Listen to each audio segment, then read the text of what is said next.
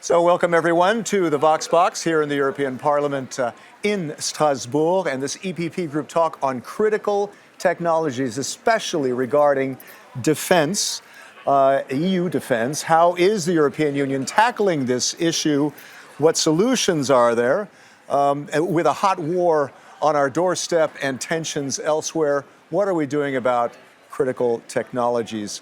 Examples of those would be artificial intelligence, robotics, quantum computing, computer chips, critical mineral extraction, hypersonics, drones.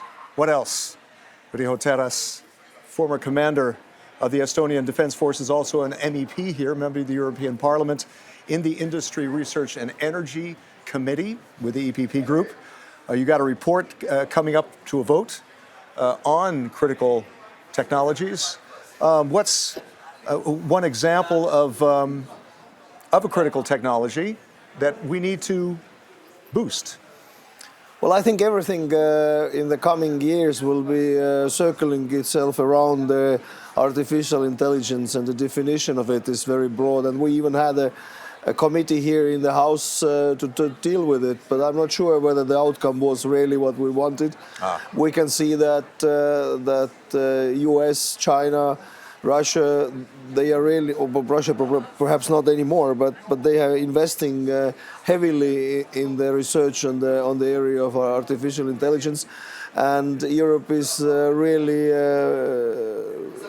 not very effective. Yeah, because we have much more complex command chain as say US or China, and though they allocate funds to it, is very difficult. Now, your report that you're navigating here through the Parliament on critical technologies for security and defense, what's an urgent action that we need to take? What are two urgent actions? Yeah, the first thing is we need to understand that the war is ongoing, and now the defense industry as a whole is producing actually ammunition. It's producing main battle tanks, which are not top-notch technology, which are already 40, 50 years old. Yeah.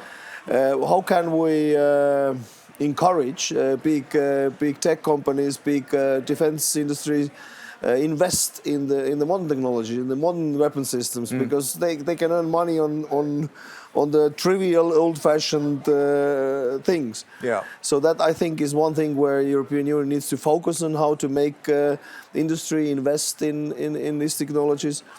And the second thing is we need to look what is happening in US, what is happening in China, and try to figure out how far away we are from them, and that we are really looking back. So I think, and of course, as the European Union, always you have to use money, and the problem with the money is that the startups are financed normally by the banks. But for the defense industry startups, it's very difficult to get the funding from the banks. Very many of the European banks are not accepting defense industry as a partner. And the venture capital is not there for that?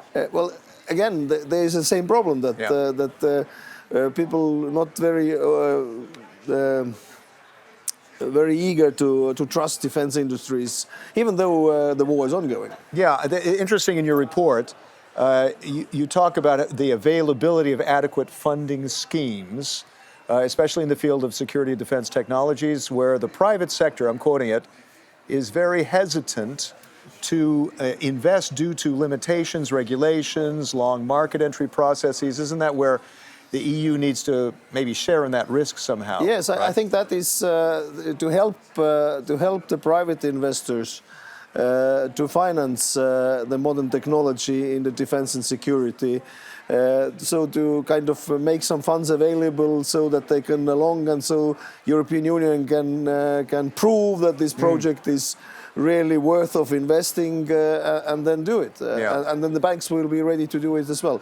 It is not easy, but it is possible if we want to start to help this sector, because they have been very long years just on their own. Is this part of the European Commission's roadmap for critical technologies? You said yourself that you see that as a good start, this roadmap. Yeah. But how would you like to see the EU more as a catalyst and coordinator? First, I think it's important that we have a list of these technologies which we are talking about. Then we define what these technologies are. I mean, the definitions are very vague normally. Yeah. And then, on my opinion, we should find in cooperation with the private investors or private sector and academia, the ways how we develop new technologies and how we develop out of these technologies really products. It is not very easy. I mean, there's fundamental research going on at the universities, but how often it comes to be a product on the very end, it is very difficult. I worked myself in the robotics company where we had lots of research in the university. But then when I ask, how can I sell it? Then they say, well, we have to develop it further, and they develop, and so the private sector needs to find ways how to make a product out of the research, and therefore it is important that governments or European Union will help them to come together and give the first ignition to this cooperation, and that's why I think there is a way we can do very soon. And so in your report, you do call for a, quote, fast-track solutions to promote development of new technologies. So how to fast-track that? Any suggestions? Well, I think I have been... You saw it yourself. Yeah, I've been from both sides. I've seen that from both sides. And you know, in the defense area, normally there's a research group coming, then they try to research, then they think, then they test, and then 5 years later they decide, and then 5 years later it's fielded. Yeah. If you look at your mobile phone, you see that every 6 months you get the new upgrade, or even more often. You want to see that in critical technology. And I want to see that. I mean, only the unmanned ground vehicle, which Millennium Robotics has produced. And which is the basis of the IMAX program of European Defence Fund. We have had in the last 4 years already 6 prototypes. I mean, it is quicker than that. And if the armies are still just procuring, making tests, the world goes far away. And therefore, I think the pattern of investing in the modern technologies from the governments needs to be changed. Yeah. And I think European Union can help the government. Doesn't this require more European thinking as opposed to the nations doing their own thing? I mean, that's the role of the European Defence Agency, is to try to pull everybody together, all those efforts, coordinate them. Do you have faith in that? Do you think that can work? That's exactly why I am saying that the command chain is in Europe is much more complex than in US. I mean, in US the government takes a decision one government funds get certain funds to one company, certain funds to another. They can even distribute it equally, so everybody is served. In Europe, it is a heavy competition all the time. Of course, I'm not against the competition, but sometimes I look at the governments, companies producing infantry fighting vehicles, and the number of them produced in Europe is close to 30. I mean, everybody is doing its own bit, and would it not be easier and cheaper to do it together? Absolutely. But to push the governments to do certain things together, I think the European Union needs to think about funding these kind of things, and I think the European Defence Fund is a good start. Yeah, 9 billion, I think it is. Yeah, well, right? of course, the money, if you compare it whatever funds the European Union does, it's ridiculously very small. Yeah, exactly. But it is a good start, it's a good start. And I think that we need to keep going on there. And find nations who want to cooperate together. It's not that everybody, all the 27, will work together. And do you see also cooperation with other third countries also on that? I think for a defense industry today, it is very important that we're not neglecting UK, US, which are our NATO partners. And so I think the NATO-European cooperation needs to include the cooperation in the fields of defense industry. I know it's tricky because there's competition with... Yeah, it will be difficult for the French colleagues and the German colleagues to accept it. But that's how I see it. The only way is that we work together with the third countries of NATO. Here's a headline I saw recently. Quote, wake-up call. China leads in 37 out of 44 critical technology sectors. 37 out of 44, says the Australian Strategic Policy Institute. Does that shock you? Shocks me. Yes, I think China took, like, I was in the Beijing War College 2006, and Really? there was no talk about these things. But in the last 20 years, they have really invested a lot in the modern technologies, and they have recognized the need of really money in this context, and I think US has understood that as well, and Europe is still arguing about whether we should. Not whether how much, but we should invest, for example, in the artificial intelligence, because we are afraid of the kind of delicate human issues around it, whether the face recognition is good or bad, and so on. Killer robots. Yeah, right? but this discussion all is based on Arnold Schwarzenegger movies and not the reality, not the real life. So I think we should forget about this discussion and start really heavily to invest and to do it together. So my understanding is, if, say, the European Union says, I give you 30% of the project, if the governments and the industry will give another 30 from each side. So you would have the money to develop together something new, something next level. Absolutely. And we have to recognize the technologies. I think that is the most important thing. If you have heard about what was the Queen Elizabeth Award for the technical innovation in the year 1991? Couldn't guess. Don't know. Yeah. It was the gadget which is inside of the Guinness can to make the foam solid. Well, that's very important to some people. But you know what came second? What? World Wide Web. Really? So I think that's I'm pointing out how important it is to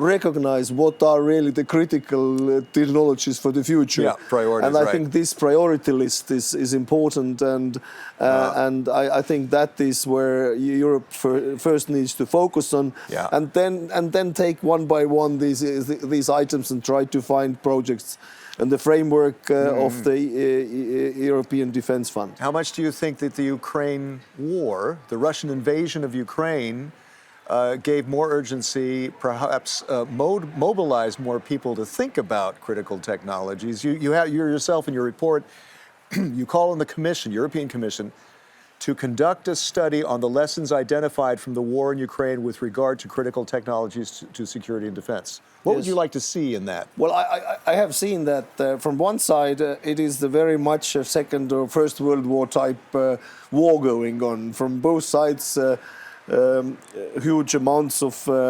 humans killed, so to say. True, but there are also drones, there's also intel. But the difference is made by drones, and especially by modern technology weapon systems. If you think that 8 HIMARS systems have changed the course of the war, 8. Those are the high-powered, long-range rocket launches have changed the real course of the war. So it means that the modern technologies are important and tested in this war. Military robotics, for example, we did send 15 unmanned ground vehicles to support logistics, to clean the roads, to do things which human beings do not need to do, because the robots can do it for them. And so the human beings can be real soldiers doing the real business. But there's so many different areas, and And of course, in the unmanned robotics and unmanned platforms, wherever, be it in the sea, air, or land, the change is coming, and we want to be on top of the things. Right. And You're of speaking course, as a former general, right? yes. Yeah. And of course, very important there is again that the command cycle, where Ukraine wins this war, is that our decision cycle, ODA loop, so-called orient, observe, orient, decide, act loop, is quicker than in Russian. So and that is based on the sensors, on the analytical software, and the quick decisions of finding targets and acquisition and targeting. That's all critical technology there. That is right? all collective, and that's a top-notch thing. Unfortunately, it's almost all of it based on the U.S. developments, and not too much of it used, which is produced in Europe. So that needs to be fostered from the we European need side. to understand Right. that if we don't invest in there, we would have a disadvantage. Now, can we talk about chips at all? About computer chips?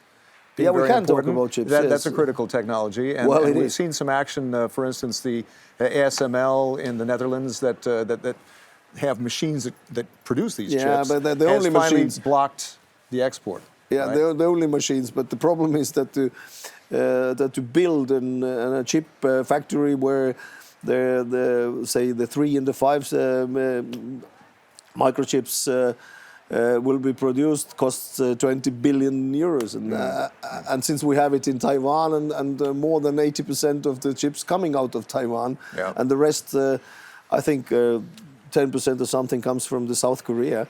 But the machines are Netherlands, Yeah. and I think the vacuum technology of the clean space which is needed for that comes from Belgium.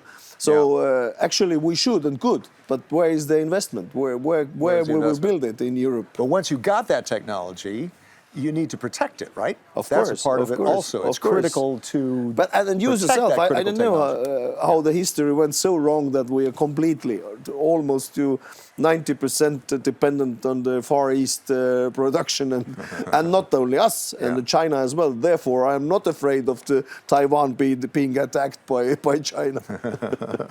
Shall we speak very briefly on the situation in Ukraine? Yeah, we can. What's your take on that at the moment? On Bakhmut, very close to falling to Russian hands, but perhaps not.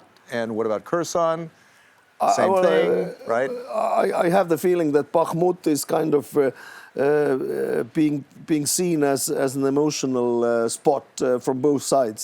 The Russians who want to take it, and there was a 70,000 city which was not that important before the war, but right now it is a good defense line. It has a river inside, so the Ukrainian side has really solid defense there. They have really been able to hold this, and Russia has sent thousands of troops against it. There are reports saying 30 to 40,000 Russians are killed. Only taking Bakhmut, it cannot be strategically that important. So No. it is an emotional. But I bit. think the strategy, I think, is to cause as many casualties on the other side. Yes, but the Ukrainians are pretty good, and I think the ratio number which I've heard is 1 to 5. Yeah. So the Ukrainians are good. The second thing, Russia is trying to pull troops from other areas of the front line to Bakhmut to take it. Yeah. For them, it is kind of a matter of honor. I don't think it is a logical military strategy, as much as I don't think that for Ukrainians it does make sense to hold it too long. I'm not afraid about Kherson because I have the feeling that Kherson is rather well guarded, and on the very end, there are somewhere in Ukraine 30 to 50,000 troops, fresh Yeah. trained. Right. Educated and equipped by the Western world, ready to change the course of the war. Right. And I really do hope that the so-called spring offensive will happen. That's what was my next question. Yeah. What do you think will happen there? Do they have the wherewithal for a spring offensive? Will they? The Ukrainians. The Ukrainians do have fresh force. Every time I talk to my friends in Ukraine, Yeah. the military ones, they kind of secretly say, wait. wait, we will do something. I do hope that they are not too exhausted from the Bakhmut, and that they really have these 5 brigades to make difference and to take Crimea back. Now, to do that, they need weapons. How much faith do you have in the West to provide that, either from Europe, but also from the U.S.? And we're starting to see some hesitation among some on the hard right, in the U.S., saying, wait a minute, maybe we got to pull back. Well, that is the presidential elections coming in the US, but in the reality, the support has been there all the time. I have been always very critical about the amount of support Ukraine gets from the US, because if you think that US used every single day in Afghan war $300 million every single day, and now they are happy if they send 2.5 billion. Military aid to Ukraine. 2.5 million is 1 week of what they did in Afghanistan. So it's not real. It's not enough. We need to push the US to do more and the Europeans to do more.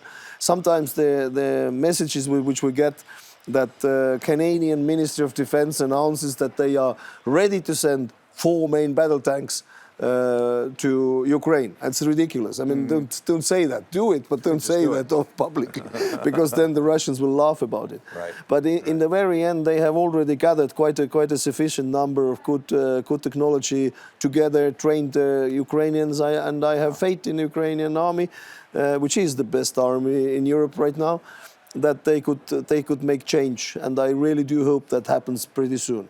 From the words of Riho Terras, General, Riho Terras, member of the European Parliament with the EPP Group. Riho, thank you very much. Thank you very much. Thank you. And thanks to all of you for watching this EPP Group talk in the European Parliament here in the Vox Box. Keep in mind at EPP Group and eppgroup.eu for more information. My name is Chris Burns. See you next time.